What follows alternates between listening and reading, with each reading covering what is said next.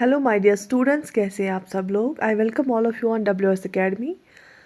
So this is geography lecture second, और इसमें हमने लेक्चर 1 में क्रॉप्स के बारे में पढ़ा था। पार्ट 2 उसका भी आ जाएगा। उस टॉपिक के बारे में भी हम बहुत सारे MCQs डिस्कस करेंगे। आज का जो टॉपिक है, आज ये पार्ट 1 है क्लाइमेटोलॉजी का, क्लाइमेट के रिलेटेड इसमें क्वेश्चंस हम करेंगे।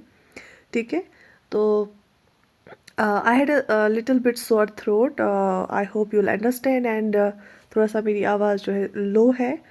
तो चलिए आज स्टार्ट करते हैं आज का session. The cold and dense down slope wind flowing from the mountain slope during the night is known as.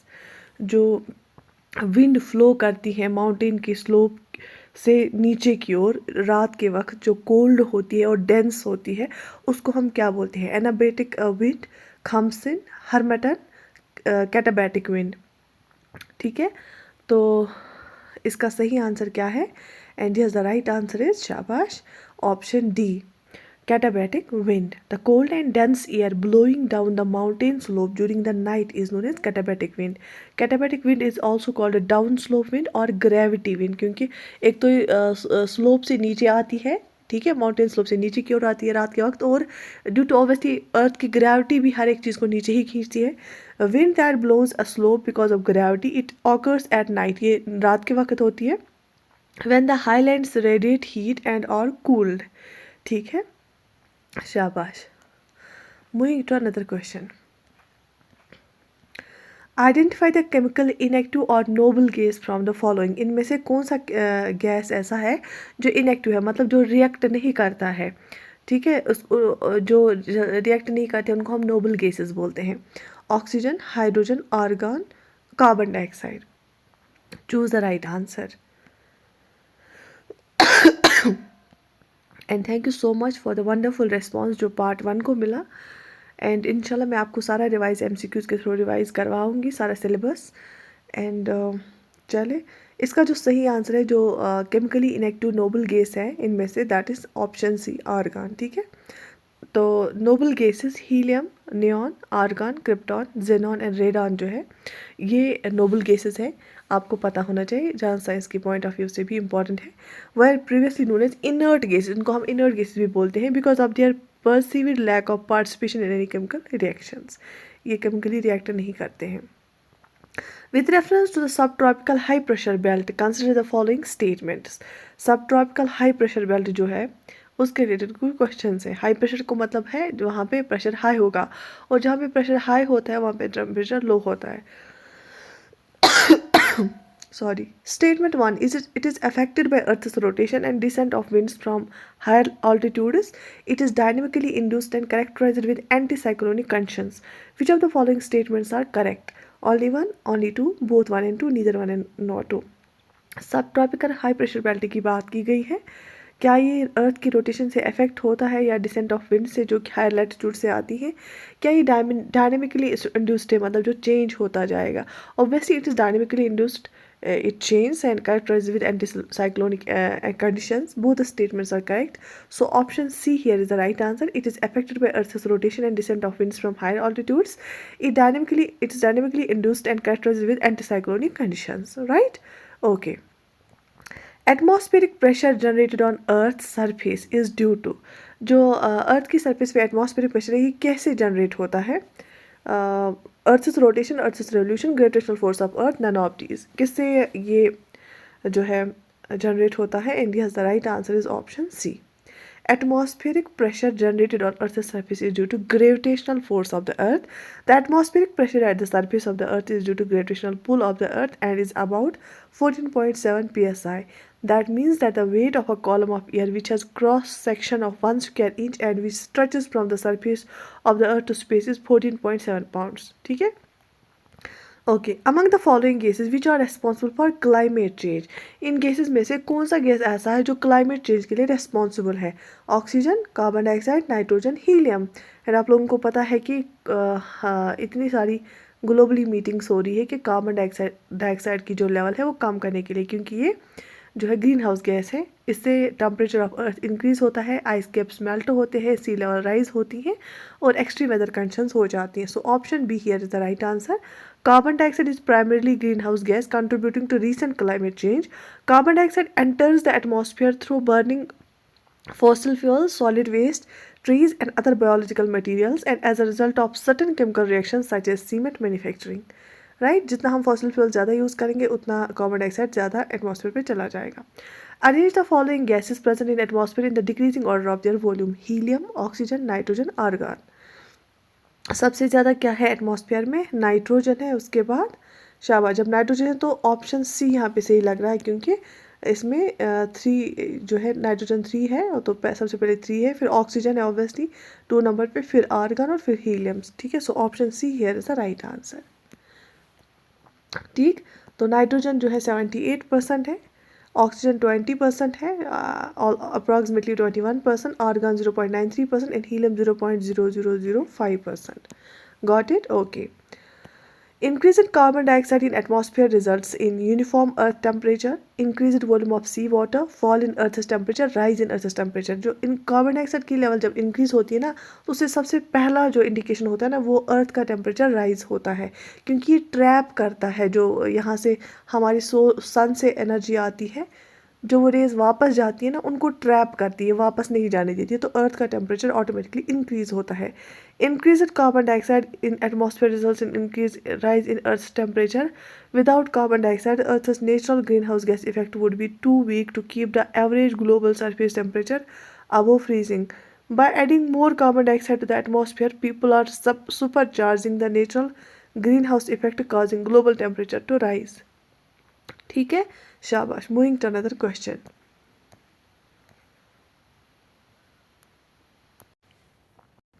What is the correct sequence of atmospheric layers from bottom to top? जो हमारा atmosphere है वो layers का बना हुआ है, तो हमें करेक्ट सीक्वेंस बतानी है, पहले कौन सी लेयर आती है उसके बाद कौन सी लेयर आती है, लेकिन नीचे से ऊपर तक। तो आप सबको ये पता होना चाहिए। सबसे पहले हमारे एटमॉस्फेयर की लेयर जो है वो नीचे वाली वो ट्रोपोस्फियर है, उसके बाद स्ट्रेटोस्फियर है, उसके बाद मीजोस्फियर है और उसके बाद थर्मोस्फियर है। So option be here is the right answer. ठीक है, शाबाश। What is the most suitable layer for flying of jet aeroplanes? Jet aeroplanes हम किस लेयर में, एटमॉस्फेयर की किस लेयर में ये फ्लाई करते हैं? जो वेदर फिनोमेना होता है ना वो सारा ट्रोपोस्फेयर में होता है। ठीक है, और अगर ट्रोपोस्फेयर में ओजोन होगा ना उसको हम बैड ओजोन बोलते हैं बेसिकली, क्योंकि ओजोन होना चाहिए कहाँ पे? स्ट्रेटोस्फेयर में, वहाँ पे वो ओजोन होता है गुड ओजोन। तो जो अगर हमें जेट एरोप्लेन्स को फ्लाई करना है तो हम सबसे ज़्यादा सुटेबल लेयर जो हमारी होती है वो स्ट्रेटोस्फेयर होती है, क्योंकि वो फ्री फ्रॉम एनी जो है डिस्टर्बेंसेज होती है। तो स्ट्रेटोस्फेयर जो है is the right answer. Is a layer of atmosphere where planes usually fly. It usually extends up to 50 km above the ground. Most of the jet aircraft fly in the lower layer of the stratosphere to avoid any turbulence, although thunderstorms do penetrate the stratosphere. Okay, moving to another question. Which instrument is used to measure the relative humidity in air? Air में relative humidity को major करने के लिए कौन सा instrument use किया जाता है? Hydrometer, hygrometer, हाइग्रोग्राफ, barometer. बैरोमीटर से तो प्रेशर मेजर करते हैं ना, सो यहाँ पे जो सही आंसर है वो है हाइग्रोमीटर, ऑप्शन बी। ठीक है, relative humidity of atmosphere is measured by wet and dry bulb thermometers. ठीक है, वेट और ड्राई बल्ब थर्मोमीटर से हम हाइग्रोमीटर उसको बोलते हैं। The hygrometer consist of two similar mercury thermometers. इसमें दो एक जैसे मर्करी थर्मोमीटर्स होते हैं जिससे हम रिलेटिव ह्यूमिडिटी एयर की मेजर करते हैं। Psychrometer is an instrument used to measure. Psychrometer से हम क्या मेजर करते हैं? relative humidity of air, atmospheric pressure, relative density of liquids, amount of actual evapotranspiration. And yes, the right answer is option A. Psychrometer is an instrument used to measure relative humidity of air. A psychrometer measures the relative humidity in the atmosphere through the use of two thermometers. A dry bulb thermometer is used to measure the temperature by being exposed to the air. A wet bulb thermometer measures temperature by having the bulb dipped in a liquid. Basically, आप बोलोगे कि ma'am अभी आपने hygrometer बोला, तो I also checked it. Hygrometer basically इसको psychrometer hygrometer बोलते हैं, ये दोनों एक है। लेकिन जो हाइग्रोमीटर है वो नॉर्मली हम इस्तेमाल करते हैं, और एक हम नॉर्मली इस्तेमाल करते हैं और एक लेबॉर्ट्रीज के लिए इस्तेमाल करते हैं। ठीक है। What is the cause behind frontal rain? Frontal rain कैसे होता है? Tropical air meets cold polar air, cold air from seas, convection currents, none of these. तो कॉज ऑफ फ्रंटल रेन क्या है? Option A, tropical air meets cold polar air. Frontal rain occurs in places where air masses from tropical areas and polar areas meet.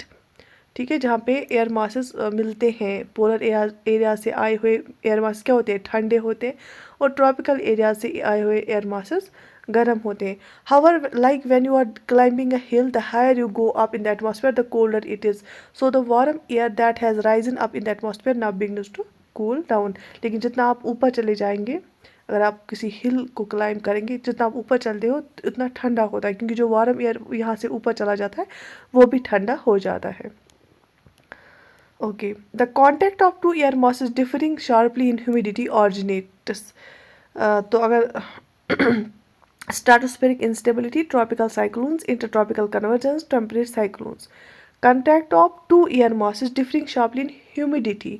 अगर दो air mass होते हैं जिनमें humidity differ करती है, एक में ज़्यादा होती है दूसरे में कम होती है, तो इनका कांटेक्ट कैसे होता है? So options are given here, choose the right answer. And yes, उसका आंसर है option D. Contact of two air masses differing sharply in humidity originates from temperate cyclones, originates temperate cyclones. ये initiate करते हैं, इससे temperate cyclones बन जाते हैं। The contact of two air masses differing sharply in humidity originates temperate cyclones. Temperate cyclones are also called mid latitudinal cyclones. Temperate cyclones को हम mid latitudinal cyclones भी बोलते हैं, एक्स्ट्रा ट्रॉपिकल साइक्लोन्स भी बोलते हैं, and are form due to interaction of air mass of different temperature. तो जब दो एयर मॉसेस का कांटेक्ट होता है, जो जिनकी ह्यूमिडिटी डिफरेंट होती है और टेम्परेचर भी डिफरेंट होता है, उससे क्या होता है? टेम्परेट साइक्लोन्स बनते हैं। What causes smog? स्मॉग किससे होता है? Due to water pollution, due to earths heat, due to air pollution, none of these. Smog होता है due to air pollution. Option C is the right answer. Smog is formed by mixing air with pollutants and exhaust gases resulting from human activities. The factors which are responsible for this include factories and increasing number of cars, burning coal, wood and other solid fuels in stoves. Got it? Okay. In the Earth's atmosphere, the atmospheric pressure, atmosphere में atmospheric pressure का क्या होता है? Remains constant with height, जितना आप ऊपर जाते हैं उतना कांस्टेंट रहता है। इंक्रीज विद हाइट, क्या एटमॉस्फेरिक प्रेशर इंक्रीज होता है हाइट जितना आप ऊपर चले जाएंगे, या डिक्रीज होता है, या पहले इंक्रीज होता है फिर डिक्रीज होता है विद हाइट? तो अर्थ का जो एटमॉस्फेयर है ना, उस एटमॉस्फेरिक प्रेशर का क्या होता है? एंड यस, ऑप्शन सी, जितना आप ऊपर चले जाते हैं ना एटमॉस्फेरिक प्रेशर कम होता है, क्योंकि सी लेवल पे सबसे ज़्यादा होता है। This is because at higher altitudes, number of air molecules present are low when compared to those that are present in the lower atmosphere. जितना हम ऊपर चले जाते हैं उतना एयर की डेंसिटी कम होती है, एयर मॉलिक्यूल्स कम होते हैं ऊपर ऊपर, ठीक है, इसलिए एटमॉस्फेरिक प्रेशर भी ऊपर कम होता है। Moreover gravitational pull which is responsible for atmospheric pressure is low on the molecules that are far away from it surface then those that are closer to it. Obviously जो ये atmospheric molecules है ना, जो बिल्कुल ऊपर होते हैं, उस पर तो अर्थ का ग्रेविटेशन ज़्यादा नहीं होगा क्योंकि वो दूर है, और जो एटमॉस्फेयर की लेयर अर्थ से नज़दीक होती है उस पर अर्थ का पुल ज़्यादा होगा। तो एटमॉस्फेरिक प्रेशर जो है वो जितना हम ऊपर जाएंगे उतना कम होता है, अर्थ के पास ज़्यादा होता है, ठीक है। तो this was a session on climate today. I hope आपको जो है कुछ सीखने को मिला होगा इस सेशन से, एंड इंशाल्लाह डिफरेंट टॉपिक जो है ज्योग्राफी के वो भी आपके साइड बाय साइड चलेंगे। जैसे कल हमने क्रॉप्स पे किया था, उसके भी डिफरेंट पार्ट्स आएंगे। You need not worry at all. हाँ, थोड़ा सा मेरा गला ख़राब था तो उस वजह से थोड़ी सी क्लासेस कम हो गई। इंशाल्लाह फ्रॉम मंडे ऑनवर्ड्स आपको सारी क्लासेस टाइम पे मिलेंगी। जैसे हम 1000 MCQs कंप्यूटर्स का करें, उसमें हमने 11 पार्ट्स कंप्लीट किए हैं, वैसे हम ज्योग्राफी का भी करेंगे। मॉडर्न हिस्ट्री के भी मैंने आपको 7 पार्ट्स करा लिए, 7 सेट्स। तो आई होप इंशाल्लाह आपका सारे कंपोनेंट्स पे अच्छा खासा होल्ड होगा। एंड जितने भी आपके कमेंट्स हैं मैं खुद मॉनिटर कर रही हूँ, मैंने नोट डाउन करके रखी है। जितनी भी आप लोगों ने टॉपिक्स की डिमांड की है इंशाल्लाह आपको सब मिलेंगे वो, ठीक है। एंड हाँ, वन मोर थिंग, बहुत सारे बच्चे बोल रहे थे कि मैम PDFs चाहिए। पीडीएफ्स तो मैंने ऑलरेडी प्रोवाइड की है टेलीग्राम चैनल पे, और कुछ हाँ बहुत सारी ऐसे हैं जो मैंने प्रोवाइड नहीं किए। बट रीज़न ये था कि कभी कभी पीडीएफ पे कोई मिस्टेक होती है किसी आंसर में, जो कि मैं आपको लेक्चर में दूर करती हूँ। तो ऐसा ना हो कि मैं अगर आपको पीडीएफ प्रोवाइड करूँगी तो आपको याद ना रहे और आप वही आंसर याद करें। तो इस वजह से, क्योंकि अब ये मुश्किल हो जाएगा उनको फिर से ओपन करके उनको करेक्ट करना। तो अगर आप चाहते हैं तो मैं फिर भी सेंड कर देती हूँ टेलीग्राम चैनल पे। Baki, if you have any suggestion, you can write it in the comment section, like the video, share it with your friends, subscribe to our channel. I wish you all the best. Take very good care of yourself.